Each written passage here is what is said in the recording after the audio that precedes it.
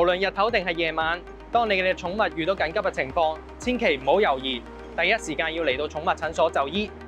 今日同大家介紹翻我哋位於西環卑路乍街 VEC 香港獸醫急症中心，睇下我哋嘅急症流程同埋設施啦。VEC 會全天候24小時為你哋嘅寵物提供急症、重症同埋留院服務。當患病嘅動物入到嚟 VEC 之後，我哋會盡快為主人去到登記同埋查詢翻病歷，跟住亦都會按寵物唔同嘅緊急情況進行分流。分流亦都會分開咗唔同嘅顏色，代表住唔同嘅級別，分別紅、橙、黃、綠。紅色係 Level 1，比較危急，需要第一時間去到處理；而綠色係 Level 4，相對地比較穩定一啲。醫院護士會為寵物進行基本嘅檢查，務求第一時間可以令到佢哋嘅情況穩定落嚟。跟住落嚟，我哋會盡快安排寵物見當值嘅急症獸醫。